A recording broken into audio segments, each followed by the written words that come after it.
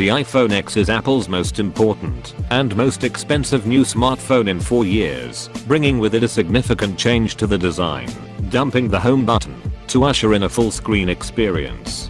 Thankfully, Apple nailed it.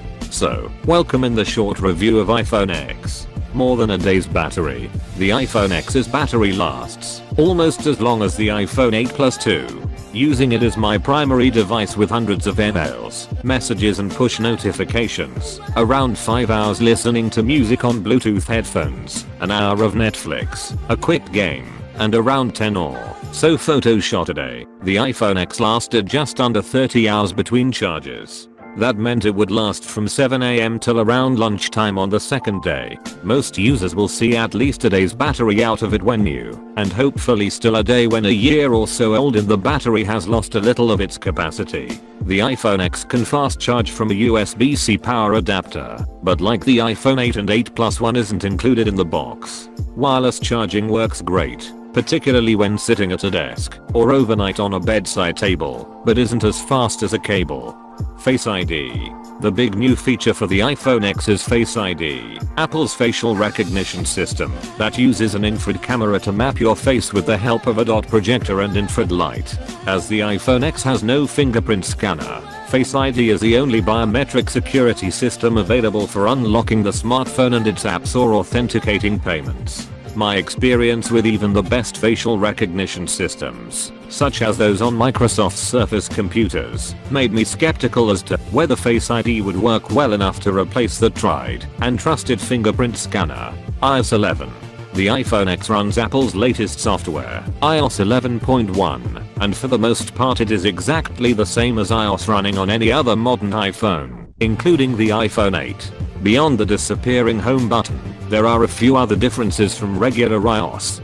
The keyboard doesn't sit right at the bottom of the screen, floating about the width of my little finger up the screen with a large grey area below. Camera. The iPhone X has a similar dual camera system to the iPhone 8 Plus, except that the two cameras are arranged vertically on the back. Both cameras have 12 megapixel sensors. The wide-angle camera has an f/1.8 lens. The other telephoto camera has an f/2.4, an improvement on the f/2.8 one fitted to the iPhone 8 Plus. Results are pretty similar to the iPhone 8 Plus, meaning photos are detailed, well colored and close to the best in the business.